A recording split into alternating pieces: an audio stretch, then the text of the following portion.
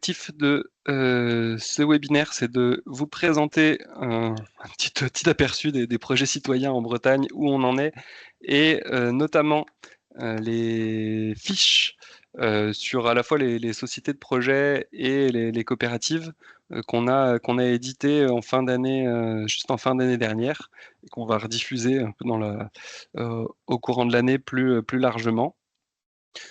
Euh, les objectifs là pour aujourd'hui, c'est donc présentation un peu large, vous présenter un peu la diversité des modèles, les outils ou les acteurs qui peuvent vous être utiles. Et en termes de déroulé, on va se prendre voilà, quelques minutes un peu de prérequis pour revenir ce que c'est sur le développement des projets d'énergie renouvelable. Je ferai une petite présentation d'un certain nombre de fiches, pas forcément de manière exhaustive, et je vais essayer d'être assez court, je pense en une quinzaine de minutes grand maximum, pour que que vous ayez un temps pour poser des questions et qu'on puisse rentrer un petit peu plus en détail, sachant qu'on a la chance d'avoir plusieurs porteurs de projets, citoyens, collectivités, coopératives euh, qui vont pouvoir témoigner et répondre à vos questions de manière plus précise que ce que je pourrais faire moi-même.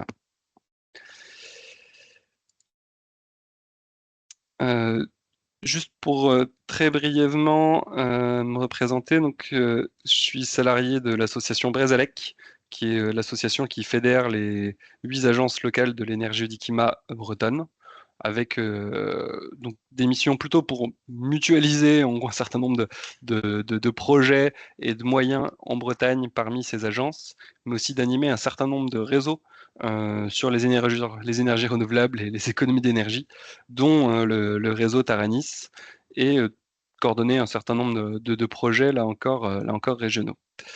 Euh, le réseau Taranis, c'est le réseau breton des projets d'énergie citoyenne.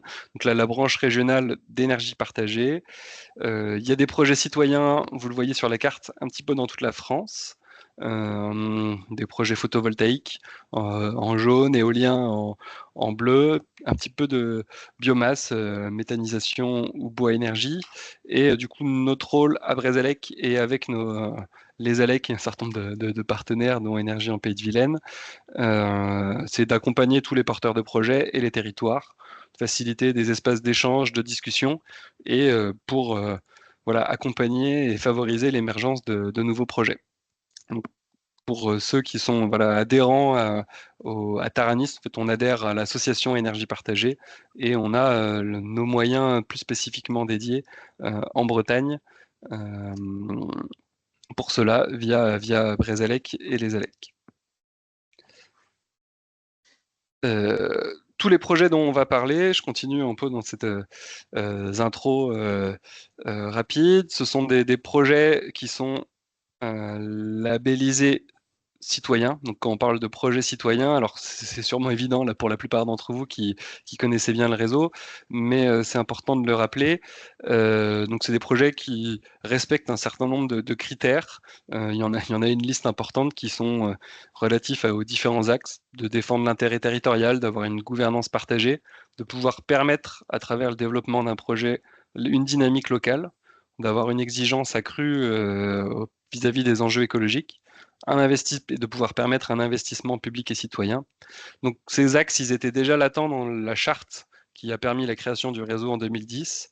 Et depuis 4 ans maintenant, donc on a un label précis qui permet de qualifier ces projets de citoyens avec des critères objectifs.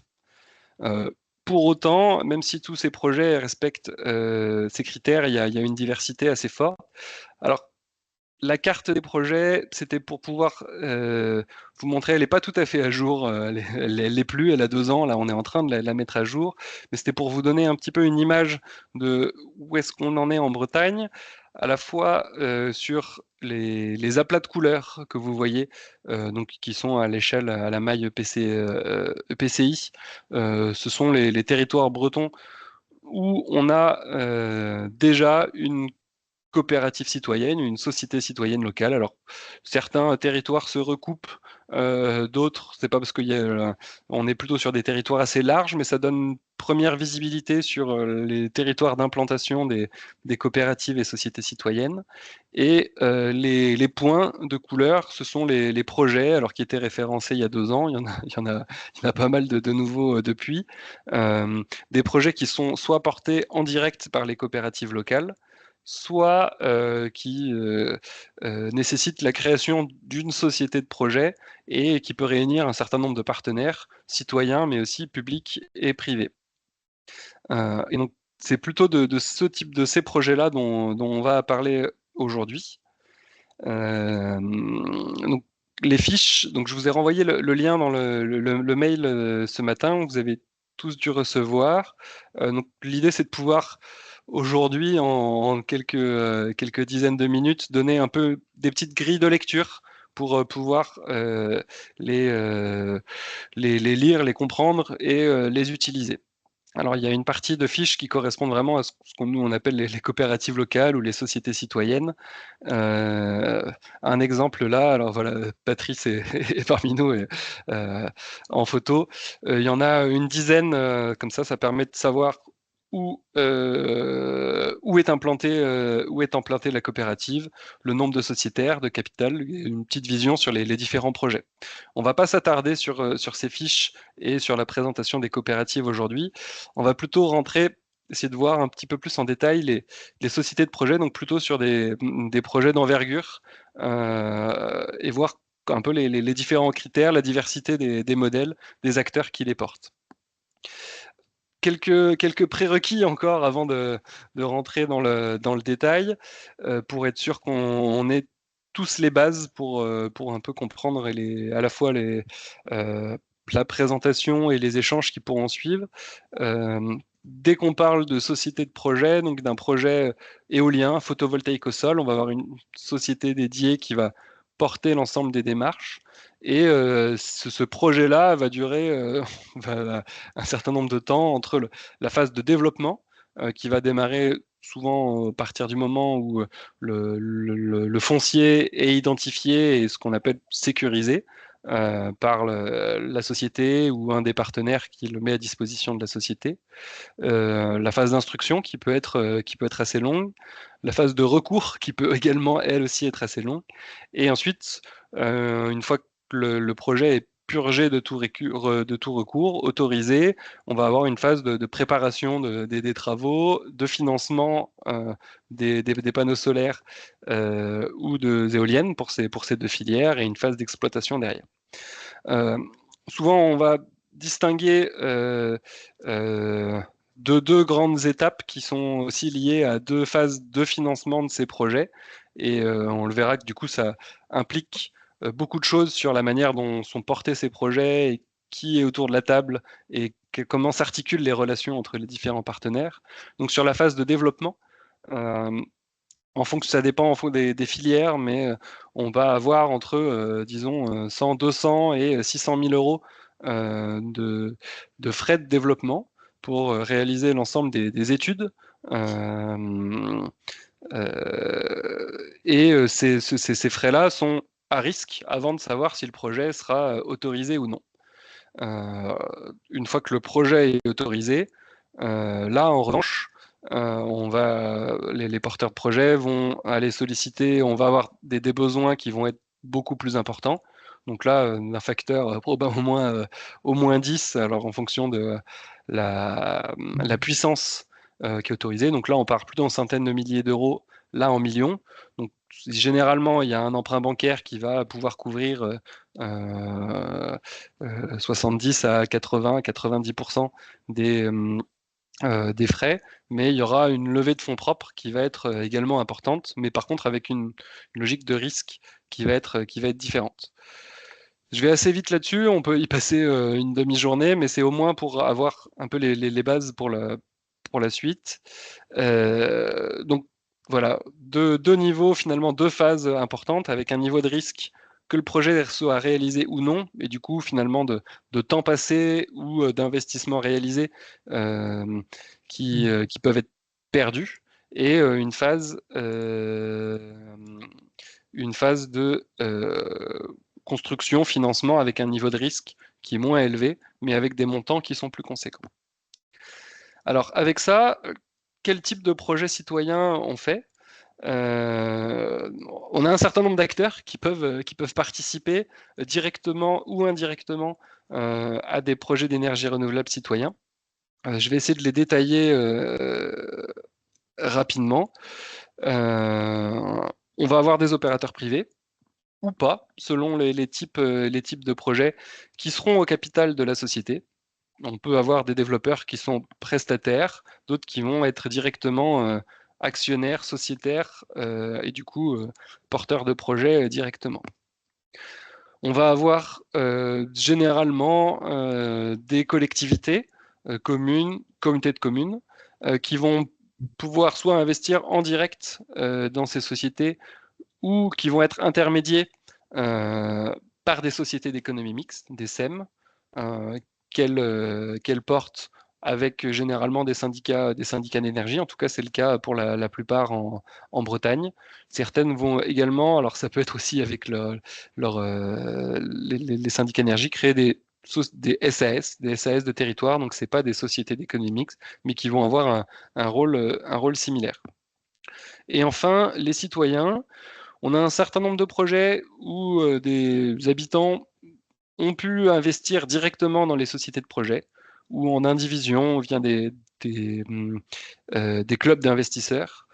Dans la majorité des cas, et de plus en plus aujourd'hui, les modèles, on va plutôt avoir des modèles ce qu'on appelle intermédiaires, avec les habitants proches géographiquement ou plus ou moins éloignés, qui vont investir soit par une structure locale, donc on revient à nos sociétés citoyennes, nos coopératives citoyennes, qui servent finalement d'intermédiaires pour investir dans les sociétés de projet. Mais ça peut être via des structures qui intermédient tout ou partie de l'investissement finalement plus large. À l'échelle nationale, il y a Énergie Partagée Investissement qui le fait, qui collecte de l'épargne à l'échelle nationale pour investir dans des projets locaux qui respectent strictement tous les critères du label d'un projet citoyen. En Bretagne, on a, alors je ne suis pas forcément exhaustif, mais également Enercop, la SIC Enercop Bretagne, qui peut réaliser, qui est une coopérative au même titre que les autres, régionales, et qui peut réaliser cette intermédiation-là. Dans les faits, on a souvent des modèles où on n'a pas forcément de collectifs citoyens qui sont structurés, ni associativement, ni en société dès le démarrage du projet. Et ces deux acteurs, Énergie Partagée ou Enercop, peuvent, entre guillemets, occuper la place, servir de partenaires coopératifs un peu fiables pour les collectivités et les opérateurs privés, et s'engager à s'effacer et sortir complètement ou partiellement du projet au bénéfice des citoyens le temps qu'ils se structurent.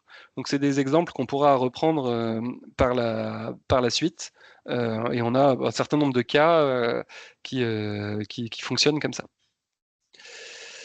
Alors, une fois qu'on a dit ça, il y a encore plein de modèles possibles et qui vont dépendre d'un certain nombre de critères ou de questions, d'éléments de contexte, de qui est à l'initiative du projet. Est-ce que c'est une collectivité? Est-ce que ce sont des habitants ou une coopérative? Est-ce que c'est un acteur privé? Derrière aussi, c'est qui a la maîtrise du foncier? Alors si c'est du foncier public qui appartient à la commune ou l'acte de commune, bah, généralement c'est la collectivité qui va être proactive et qui en tout cas aura la main sur un certain nombre de points, le choix de ses partenaires au démarrage. Si c'est du foncier privé, la collectivité peut choisir d'être proactive néanmoins pour garder la maîtrise sur le projet.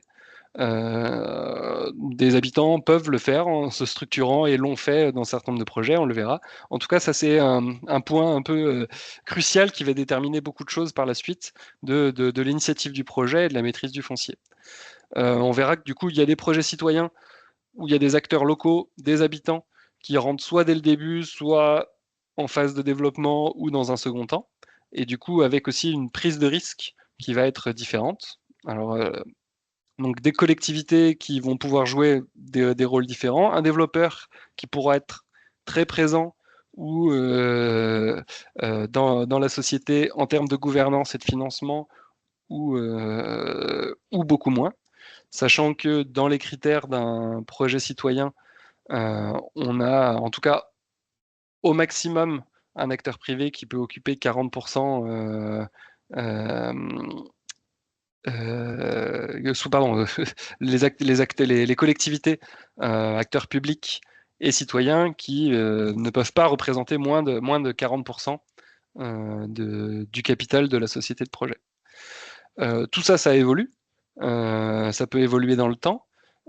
Et souvent, le financement peut être corrélé à la gouvernance, mais il peut être aussi décorrélé. Ça peut être des acteurs qui prennent moins de risques financiers, mais qui peuvent avoir également, en tout cas, un pouvoir de décision qui peut être pas forcément strictement corrélé à leur investissement. Donc là, on a différents modèles dans les projets citoyens bretons. Et enfin, voilà, comme évoqué juste précédemment, les acteurs locaux peuvent être en direct ou intermédiaires. Alors là, ça nous donne un certain nombre finalement plein de situations différentes et chaque modèle est unique et il n'y en a pas forcément un qui est mieux que les autres. Ils sont souvent tous adaptés au contexte et à ce qui a pu être fait en fonction du jeu d'acteurs et des compétences et des capacités financières.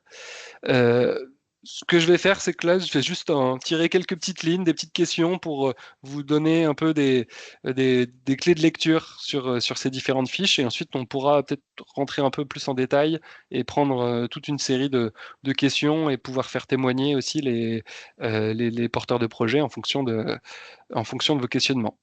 Alors, on a des projets qui peuvent être portés initialement par un développeur privé, mais qui sont rachetés en totalité ou partiellement euh, en cours de développement par des acteurs du territoire. Il y en a plusieurs qui sont dans ce cas-là. Il y en a un pour lequel on a fait une fiche, qui est le projet des ailes du chevret, qui était en consultation publique l'an dernier. Donc on est sur la commune d'Assigné, sur le pays de Rennes. Donc là, c'est un projet où c'était un développeur privé, historiquement la PET, qui était à l'initiative du projet, mais assez vite, la commune a souhaité pouvoir rentrer au capital de la société. La SEM Énergie également, et une société citoyenne s'est créée donc pour pouvoir investir dans le projet. Le pacte qui a été passé avec le développeur, c'était qu'il restait majoritaire toute la phase de développement et qui s'engageait en phase d'exploitation, en fin de développement, à revendre la totalité de ses parts aux acteurs pour arriver sur un montage qui est le montage qui suit, avec un tiers pour la commune, un tiers pour la société citoyenne et un tiers pour la SEM. Donc, évidemment, on préfère toujours que les acteurs publics et citoyens soient prépondérants dès le démarrage. Ça, généralement, en tout cas, facilite beaucoup de choses et ça permet de maximiser un petit peu tous les critères qu'on a sur la concertation, la montée en compétence du territoire, etc. Mais c'est un type de modèle qui peut rentrer dans les projets citoyens si néanmoins on arrive à avoir un développement qui reste le plus ouvert possible. Et en tout cas, voilà, c'est des modèles qui peuvent exister en Bretagne et ailleurs. Je passe assez vite, on pourrait en parler en tout cas longtemps, il y aurait plein de choses à décrypter un peu sur ce projet, mais c'était au moins pour voilà, montrer ce type de montage-là et d'évolution dans le temps. À l'inverse, on peut avoir des projets 100% territoire, où il n'y a pas de développeur privé au capital de la société de projet. On a fait des fiches sur 4 projets. Je vais choisir donc plusieurs, un en exploitation, qui est le projet de Bégan, de Bégawatt. Un qui est en phase ou en tout cas de construction aujourd'hui, où il y a d'autres acteurs qui sont rentrés de manière beaucoup plus récente, juste en fin de développement. Je vais parler de celui de Plouguer-Nével et Guarec, donc la société Quinquis Énergie dans le Crèze-Brèze. Sylvain Lehellet de la communauté de communes est présent. Du coup, en tout cas, vous pourrez l'interroger si vous souhaitez en savoir plus sur ce projet. Là, c'est bien la collectivité qui est à l'initiative et qui a fait la maîtrise du foncier privé, c'est-à-dire a fait la démarche d'aller concerter les agriculteurs en étant accompagné les propriétaires fonciers, agriculteurs ou autres. Et et du coup, le montage de la société est un montage avec les collectivités qui ont un tiers, d'autres acteurs territoriaux, notamment des SEM, qui ont un tiers de la société, et des acteurs de l'énergie citoyenne, notamment ceux que j'ai précisés, qui ont un tiers, et qui ont vocation à pouvoir se retirer au moins partiellement au profit des habitants au fur et à mesure que une mobilisation est faite pour que des habitants puissent investir dans le projet. Je passe très très vite, j'espère que j'ai pas dénaturé, Sylvain, trop le propos, mais en tout cas on pourrait revenir dessus, c'est pour montrer encore là une fois les différents modèles. Je continue rapidement et comme ça on aura une demi-heure pour discuter. On a des projets où les habitants sont là dès le démarrage. Alors là, c'est un projet où c'est pas forcément les habitants qui étaient moteurs. Donc là, on est sur un projet de photovoltaïque au sol. On a plusieurs, entre guillemets, petites centrales de 1 mégawatt ou plus sur tout le département.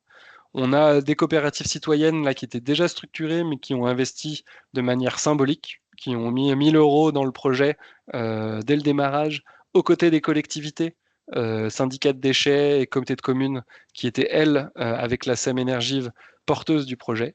Il y a eu un développeur Kenea qui était minoritaire. Et en phase de financement, on en est là aujourd'hui, les coopératives citoyennes vont pouvoir investir beaucoup plus et du coup prendre une part plus importante dans la gouvernance. Ça leur a permis de ne pas prendre de risques dès le démarrage et en même temps de pouvoir suivre et d'être partenaires et associés sur l'intégralité du développement du projet qui a duré plusieurs années. On a Christian et François de la coopérative des survoltés notamment qui pourront témoigner si vous souhaitez en savoir plus sur ce projet-là. Des projets où l'investissement est intermédiaire. J'en prends un avec une logique un petit peu, voilà, un petit peu différente. Le Haro dans le vent, sur Châtillon-en-Vendelay, donc on est sur le territoire de Vitré. Un développeur à 50%, 50% pour le territoire, avec la communauté de communes qui investit en direct sans être intermédié par une société d'économie mixte ou une SAS dédiée, donc avec une prise de risque dès le démarrage, et Enercop Bretagne, qui a une place là-dedans et du coup a contribué au développement et à la concertation, et avec des habitants qui vont pouvoir, une fois que le projet sera finalisé, qui sont structurés, qui vont pouvoir investir dans un second temps. Donc là, Jean-Baptiste Nota d'Enercop Bretagne pourra aussi témoigner pour préciser un peu des éléments sur ce projet-là. Je vois que je ne veux pas dépasser plus. Des projets où les habitants ont été à l'initiative.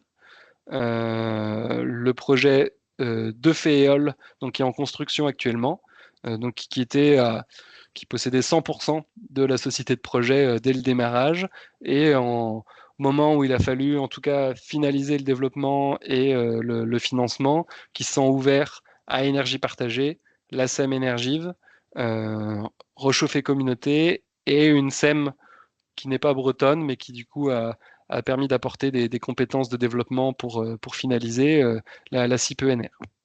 Pareil, voilà, je suis désolé, c'est très très rapide comme esquisse, mais ça permet de voir finalement qu'on a des montages très différents selon les territoires. Et je vais finir avec un dernier exemple, des répartitions où on a un tiers, un tiers, un tiers, public, privé et acteurs coopératifs. Là, on a fait finalement 2 fiches sur des choses qui ressemblent à ça.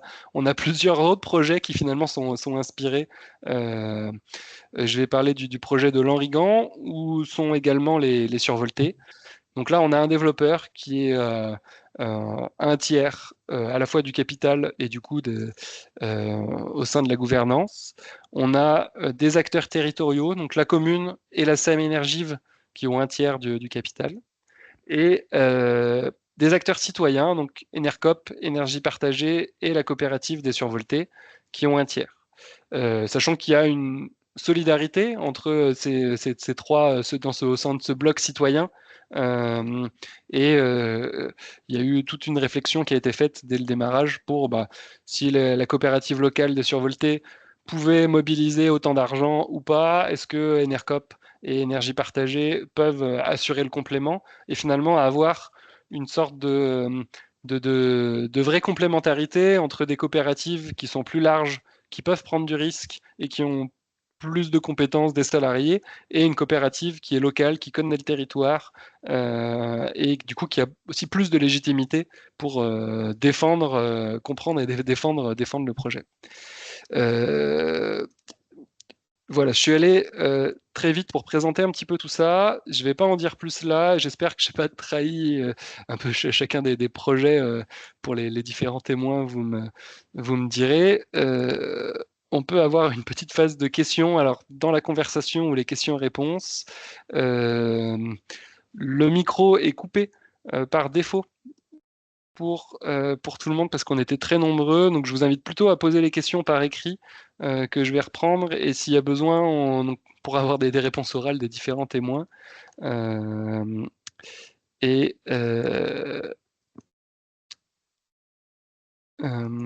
on pourra donner les micros si besoin. Voilà, donc je vous invite à réagir via la conversation ou les questions-réponses.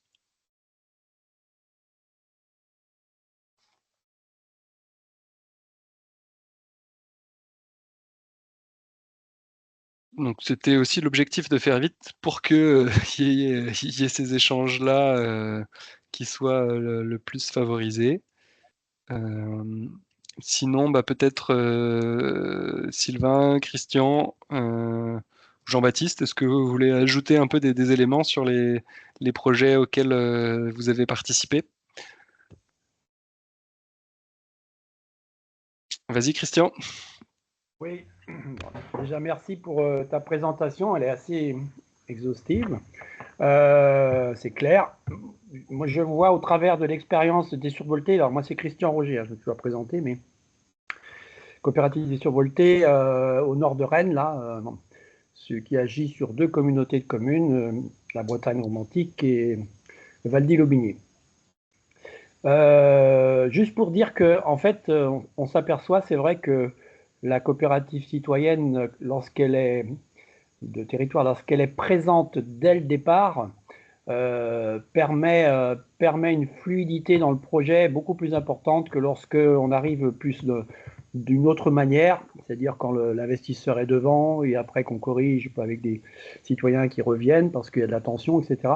On s'aperçoit quand même que quand on est présent sur le territoire, on a des cartes en main qui permettent d'éviter un certain nombre de blocages, en fait, de grippages avec les citoyens. Ça, c'est vraiment un constat évident dans plein de projets et sur notre territoire, entre autres. Ouais. Ok, super. Une question.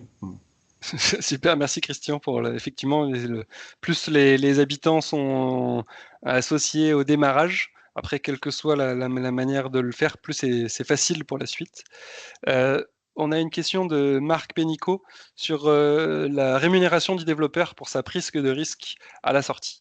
Alors, c'est un vrai sujet de comment on rémunère le risque, le fait d'investir dès le démarrage, donc sur des montants totaux qui peuvent, qui sont de 2 à 600 000 euros sur des projets photovoltaïques ou éoliens. Alors, c'est pour le développeur et c'est pour l'ensemble des partenaires qui sont au démarrage. Il y a différentes modalités de rémunération. Ça peut se faire via des contrats de développement. Donc, en fonction de... Donc voilà, il y a plein de modalités différentes sur la réussite, le fait d'avoir une prime à la réussite ou non, en fonction des mégawattheures installés ou non. Et ça peut se faire par la valorisation des parts, également comme dans un projet classique en cas de revente. Et après, voilà, en tout cas, nous, ce qu'on propose pour des projets citoyens, c'est que la rémunération de chacun des acteurs soit la plus transparente possible entre les partenaires et que tous les risques qui sont pris, quels que soient les partenaires publics ou privés, soient reconnus et que les apports et les compétences et l'expertise de l'ensemble des acteurs soient reconnus et du coup valorisés. Donc c'est à la fois une compétence technique et une expertise pour le développeur, sans qui, bien souvent, il y a pas de projet. Mais c'est aussi potentiellement une prise de risque politique pour une collectivité qui va s'engager et défendre le projet. Donc, c'est aussi d'arriver à finalement rendre lisible l'ensemble des compétences et des risques et de pouvoir les valoriser à leur juste valeur avec d'un commun accord. J'espère que j'ai bien répondu à cette question. Je lis la suivante. Est-ce qu'il est prévu dans les différents projets présentés de la valorisation locale de l'énergie, ACC par exemple, pour acculturer à l'importance de la flexibilité? Donc question de Michael Jiquel. Alors, jusqu'à présent, si je dis pas de bêtises, l'autoconsommation collective c'était limité au maximum à des projets de 3 mégawatts, ce qui limitait grandement la possibilité, en tout cas pour des éoliennes qui, pour la plupart, sont plus importantes. Mais c'est des choses qui ont pu, en tout cas, je crois, qui sont étudiées, notamment réalisées sur le projet de Bretisen. Mais je vois que Jean-Baptiste Nota, tu lèves la main. Je te laisse compléter, préciser et témoigner si tu le souhaites. Oui, je voulais pas te couper la parole, mais Mm. compléter ce que tu aurais dit. Donc, bonjour tout le monde. Donc, je suis Jean-Baptiste, moi, de Enercop Bretagne. Alors, sur cette question-là, il y a justement en ce moment une grosse actualité autour de l'autoconsommation collective sur les gros projets, disons, alors que jusqu'à présent, c'était quand même quasiment exclusivement adapté, on va dire, aux petits projets photovoltaïques. Quand je dis petit, c'est comparé à un gros parc éolien industriel, mais plutôt sur de la toiture photovoltaïque et dans un périmètre qui était limité, périmètre géographique, et puis aussi un périmètre limité, puisqu'un volume de production limité. Là, dernièrement, on voit que réglementairement, ça s'est ouvert aux gros projets, hein, donc c'est ce que Thomas mentionnait, c'est-à-dire que la puissance qui est autorisée dans le cadre de l'autoconsommation collective a significativement augmenté. Le périmètre géographique aussi a significativement augmenté dans certaines conditions. Mais on se retrouve face à une autre difficulté. Les gros projets, que ce soit des projets photovoltaïques ou des projets éoliens, ils mettent beaucoup de temps à être développés, ils coûtent de l'argent. Pendant leur développement, ça coûte beaucoup d'argent. Il y a une exposition au risque assez important. Et une fois qu'ils sont développés, il reste encore un gros investissement à faire pour acheter les éoliennes, acheter les hectares de panneaux photovoltaïques à installer. Et cet argent-là, il est apporté à 80% par une banque. Et en réalité, c'est jamais par une banque, mais c'est par tout un groupement de banques, un, un pool bancaire qui va poser ses conditions. Et la condition de base d'une banque, c'est limiter le risque. Et donc, si on ajoute la brique d'autoconsommation collective, on peut très bien le justifier d'un intérêt local, d'un intérêt de sensibilisation pédagogique, d'économie locale, etc. On peut le justifier. En revanche, c'est une exposition au risque pour la banque et pour le porteur de projet, puisque c'est associé à des contrats de consommation d'électricité en local, avec une incertitude. On ne peut pas obliger les foyers du coin à s'engager avec nous pendant 20 ans. Donc, il y a une incertitude sur quelle sera la quantité d'énergie qui sera achetée et consommée localement. Et les banques n'aiment pas l'incertitude, donc elles vont aller vers là où il y a le moins d'incertitude, à savoir un contrat d'achat globalement avec l'État pendant 20 ans. Aujourd'hui, moi, dans ma lecture, le plus gros du sujet, c'est plutôt dans les gros projets, quelle est la sensibilité de la banque et du financeur à ces montages.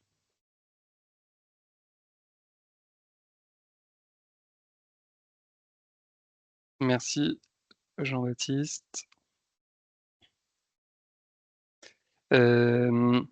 La question d'une fourchette de 100 à 400 000 euros pour les coûts de développement d'un projet PV au sol.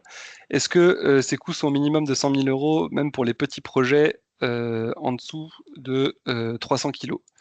Peut-être que Jean-Baptiste, là, tu répondras plus précisément que moi, je pense, sur cette question-là.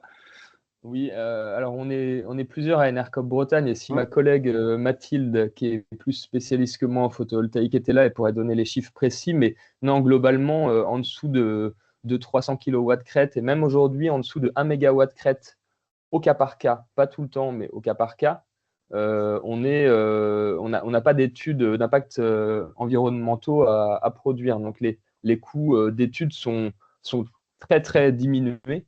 D'ailleurs, il y a même aussi une petite évolution qui a eu lieu récemment, mais les coûts sont très diminués. Pour un 300 kg, je ne vais pas dire une bêtise, mais on est plus près de 20 000 que de 100 000 euros de développement, disons.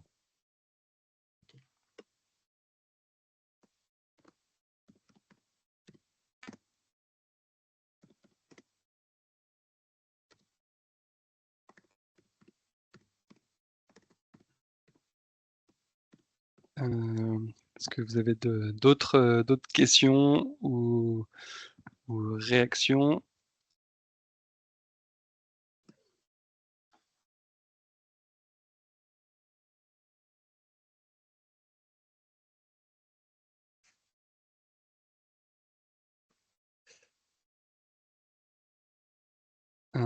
Peut-être Sylvain, du coup, est-ce que tu voudrais compléter un petit peu peut-être sur la présentation du projet de Quinquis Énergie?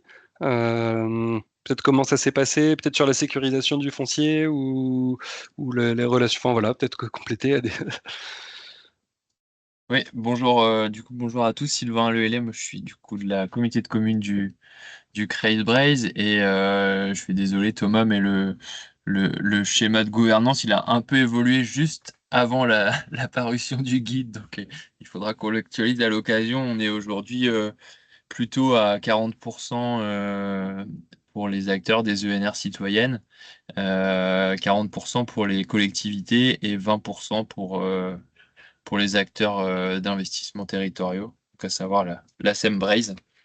Voilà, et du coup, oui, pour l'historique, en fait, sur le territoire, il y a eu beaucoup d'actualités de projets éoliens autour de 2018-2019. Et donc, on a organisé des groupes enfin, on a constitué un groupe de travail d'élus qu'on a formé sur 4 demi-journées sur les sujets des ENR citoyennes, un peu comme peut le proposer Taranis. Et donc, on a sensibilisé les élus, notamment sur le sujet de l'importance de la sécurisation foncière dans le cadre des projets d'ENR. Et donc, les élus de Plouguer-Nével et Gouarec avaient bien retenu ce point et donc ont décidé de faire la maîtrise foncière de la zone de la zone de la zone de développement éolien. Et on les a accompagnés là-dedans, dans cette démarche, donc avec des réunions publiques pour tous les propriétaires exploitants de la zone. On en avait fait deux réunions publiques, et après, ensuite, on a fait des rendez-vous individualisés pour les différents acteurs qui souhaitaient s'engager. Et donc, un peu comme l'a présenté Thomas, après, on a travaillé sur les différents modèles de projets d'ENR citoyennes qui existaient en Bretagne et en Pays de la Loire notamment. On avait échangé notamment avec l'Henrigan sur le sujet. Et enfin, voilà, on a constitué un tour de table et on s'est dit qu'on pouvait y aller sans développeur, avec les compétences et les acteurs qui étaient présents, ce qui a conduit du coup à ce montage de projet. Super, merci. Je voyais une question sur la commercialisation de l'énergie. Est-elle soumise au même mécanisme d'appel d'offres? Donc vous serez, Sylvain, en tout cas, bon, peut-être que je sais, la question s'est pas encore posée pour votre projet. Non, aujourd'hui, dans l'étude, on est plutôt sur un modèle de projet, on va dire, classique en appel d'offres, mais d'ici à ce qu'on arrive à cette étape, il y aura peut-être eu quelques évolutions réglementaires d'ici là. Donc, on verra, mais pour l'instant, on est plutôt sur un modèle classique de valorisation de l'énergie. Et du coup, je vois l'autre question de Marc. Est-ce que, plus précisément, le projet, alors que c'était une question générique a priori, est valorisé à combien de fois le coût total du projet, sachant que c'est un montant immobilisé sur une longue période de temps? Moi, en tout cas, je ne saurais pas forcément répondre à cette question en détail. Ça dépend beaucoup, beaucoup des projets. Ça dépend finalement du nombre de mégawattheures qui vont être produits, sachant que le coût de développement, souvent, il est le même, en tout cas, qui est 3 éoliennes ou 18, ça sera à peu près le même coût de développement. Donc, finalement, le coût d'immobilisation va pouvoir varier. Et il va aussi beaucoup dépendre en tout cas du rapport de force ou de négociation entre les différents partenaires. Donc, je pense que c'est difficile de donner une fourchette de prix. Même ce qu'on peut dire, c'est qu'en tout cas, voilà, dans les projets citoyens, on essaye de faire en sorte que ça ne soit pas ultra spéculatif. Mais il faut bien qu'ensuite, ça soit à peu près cohérent par rapport au risque pris par les différents partenaires. Ouais, peut-être en complément là-dessus. C'est très variable selon les situations, et c'est surtout très variable selon les partenaires du projet, et notamment la place qui est réservée aux développeurs industriels, développeurs privés, on va dire classiques. La plupart du temps, les développeurs créer une société de projet dont ils sont seuls actionnaires pour porter les autorisations de la centrale. À l'issue de ce développement-là, ils peuvent faire un peu ce qu'ils veulent. Et classiquement, ils vont se facturer à eux-mêmes du risque. Ils vont se facturer à eux-mêmes une prestation. Donc, le développeur va facturer à sa filiale une prestation pour faire sortir de l'argent. Ça, c'est des montages qui sont des montages un peu financiers, qui sont d'une part pas toujours compris par les collectivités, les habitants, les habitantes qui sont éloignés de ce sujet-là, mais aussi parfois pas toujours souhaités, ni même partagés dans leur esprit par ces personnes-là.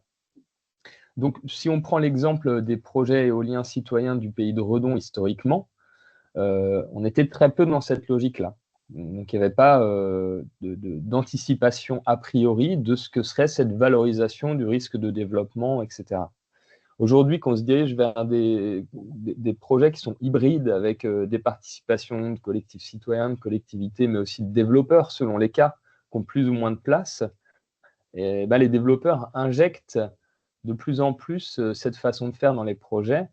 Et tout l'enjeu, c'est de réussir à parler à peu près leur langage, mais quand même maintenir cet impératif de non-spéculation qui est souvent souhaité par les collectivités, les habitants et les habitantes. Mais comme l'a dit Thomas, l'enjeu, c'est aussi de ne pas perdre de l'argent, puisqu'il n'y a pas une collectivité qui mettrait de l'argent public dans un projet à perte. Ça n'aurait pas de sens. Donc, c'est une réponse alambiquée pour dire qu'il n'y a pas de réalité. Et une grosse erreur, ce serait de dire ça, de dire ça vaut 3 fois le développement. Systématiquement, c'est ça une réalité. Ça, ce serait une erreur. Merci Jean-Baptiste. On a une question du coup de Patrice. Le fait d'avoir plusieurs acteurs au capital, public, privé, citoyen, est-ce que ça rend plus complexe le pilotage d'un projet? Donc là, Jean-Baptiste, Sylvain ou les survoltés, question, est-ce que avec votre casquette, soit de collectivité, soit de partenaires coopératifs ou citoyens, vous avez envie de témoigner là-dessus?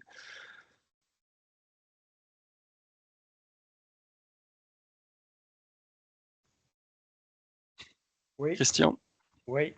C'est vrai que, en tout cas, on peut dire que le cas d'école, ça rend effectivement les choses plus complexes jusqu'à dans les années passées, en tout cas, parce qu'il a fallu apprendre à se comprendre, à se parler entre collectivités, entre citoyens, entre développeurs.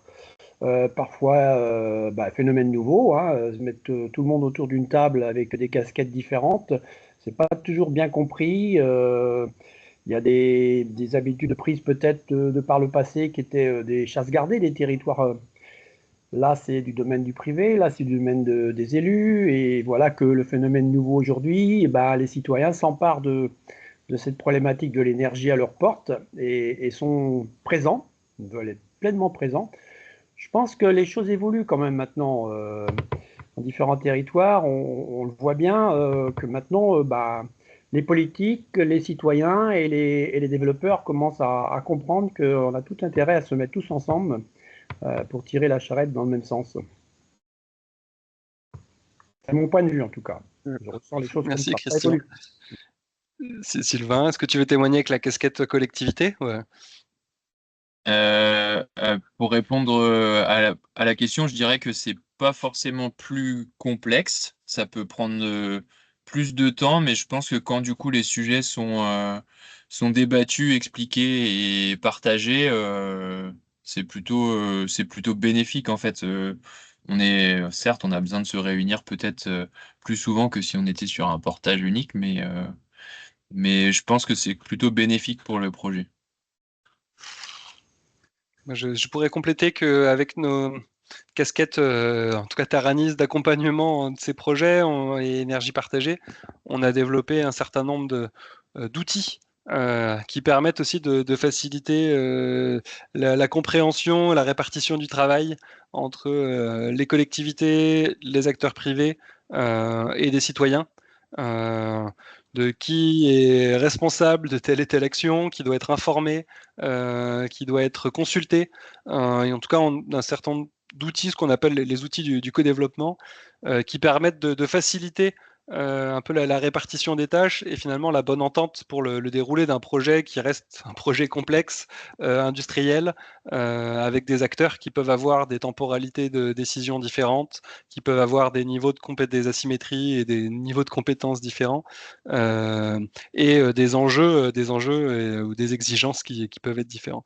Donc en tout cas, c'est des choses qu'on peut apporter, sur lesquelles on peut à la fois en tout cas aux élus et collectivités et citoyens, d'avoir cette logique de réflexion pour y participer. Et aussi côté développeur, du coup, il y a un apprentissage de pouvoir travailler avec d'autres des acteurs pour lesquels ils n'ont pas forcément l'habitude de faire. Jean-Baptiste? Oui, c'est du complément. J'espère que je paraphrase pas trop, mais les projets qu'on... Oula, j'ai l'impression que ça bug de mon côté. Vous m'entendez? Oui, oui. Ouais, ok. Les projets qu'on encourage, globalement, ils sont pas très souhaités par les développeurs, hein. Parce que de leur point de vue à eux, oui, c'est plus complexe.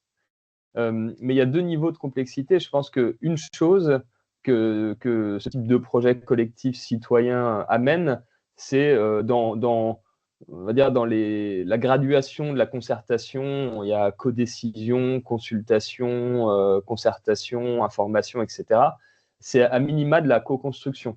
Donc, de la co-construction, qu'on soit en tant que collectivité, qu'on soit actionnaire de la société ou juste membre du comité de pilotage consulté régulièrement, on peut participer à la co-construction. Et c'est sûr qu'un développeur qui joue le jeu de la co-construction, eh ben, il s'expose à des refus, des ajustements, voilà, de construire ensemble. Il n'est pas le seul à décider. Donc, eh ben, finalement, on va plutôt le mettre là que là, on va éviter de couper telle haie, on va plutôt déplacer à cet endroit-là. On va dessiner la chose ensemble, donc c'est un petit peu plus long. Après, du côté de la gouvernance partagée dans la société, la plupart des décisions, finalement, font rarement débat. On arrive souvent à une forme d'unanimité, sauf si ça a été mal géré dans le cas où il y a un développeur, ça a été mal géré par le développeur. Moi, j'ai vu des situations de blocage parce que le développeur arrivait face à ce qui est un conseil d'administration avec des collectivités, des habitants, des assos, des coopératives. Il arrivait en étant persuadé que ce qu'il amenait allait être validé comme une chambre d'enregistrement. Et au fond, il était légitime de le penser puisque la solution qu'il proposait était la bonne, mais il a oublié de prendre le temps du partage d'informations et de la bonne compréhension, donc ça a bloqué le levé de bouclier. Donc, concrètement, oui, c'est plus complexe du point de vue du développeur, mais en réalité, si le développeur est dans une logique de vraiment bien prendre les choses, bien expliquer, bien co-construire, etc., souvent, c'est très fluide.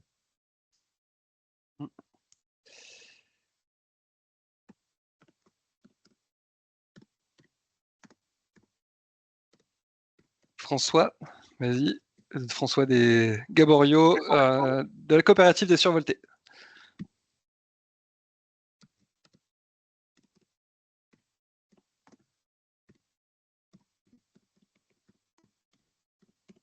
François. Il n'y a peut-être pas de micro, François, non? Il doit peut-être l'activer, non? Voilà. Oui. Pour compléter cette... vous m'entendez là? Oui, on t'entend très bien. Oui, pour compléter ce que disait Jean-Baptiste, il faut se rappeler que tous les projets citoyens qui sont construits, qui ont été évoqués là, pour la plupart se construisent sur la base d'une charte de développement de l'éolien, que dès le départ aussi le choix du développeur, dans la plupart des cas, se fait de façon concertée. Donc les développeurs qui rentrent dans les projets, dans la plupart des cas, sont déjà rompus, ont bien compris que l'acceptabilité aussi des projets passait par une contribution et une participation citoyenne. Et tout ça aussi maintenant commence à rentrer un petit peu dans on va dire, dans les pratiques courantes. Et beaucoup de développeurs avec qui on a l'occasion de développer ces projets sont dans cette logique. Et effectivement, ça simplifie, comme le disait Jean-Baptiste, considérablement la gouvernance, les prises de décision et tous ces aspects-là. Merci François. Je vais faire une petite conclusion comme ça. On va pouvoir terminer et pile à l'heure.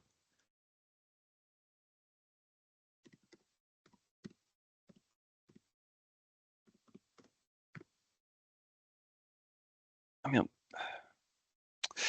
Donc, je vous renverrai, on va pas forcément avoir le temps de développer là, mais donc les outils sur ce qu'on appelle les méthodes de co-développement pour concilier les intérêts privés et ceux du territoire.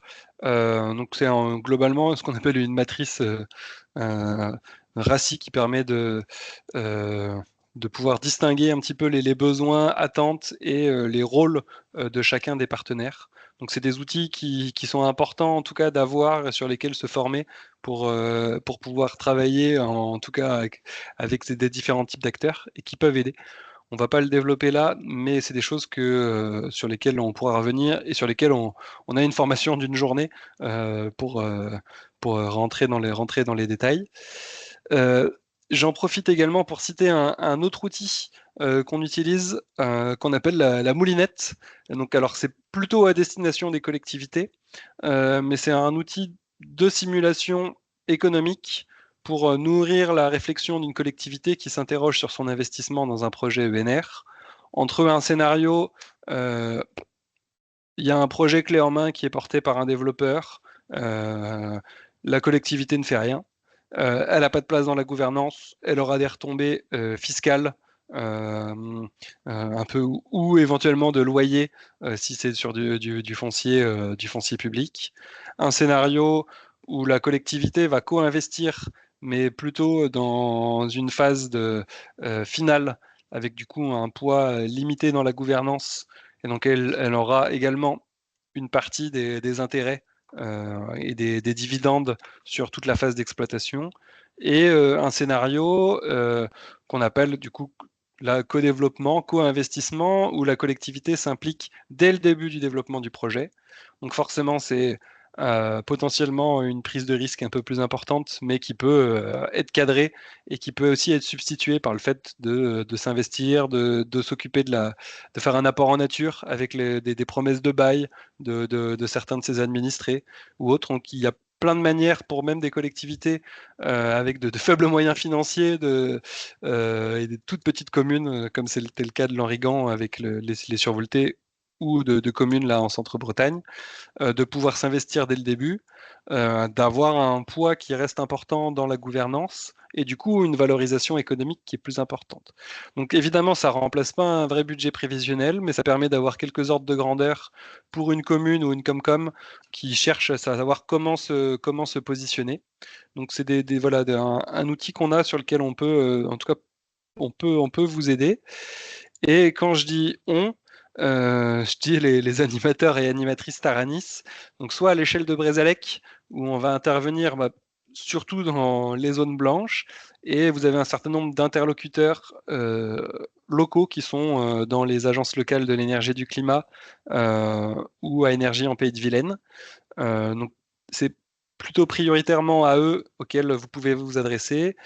Et sinon, dans tous les cas, info@réseautaranis.fr ou via notre site internet. En tout cas, n'hésitez pas à nous solliciter. On peut organiser, en tout cas, on peut vous accompagner, vous mettre en relation, mettre en place des formations sur des points techniques, humains, juridiques, économiques ou autres pour vous aider là-dessus.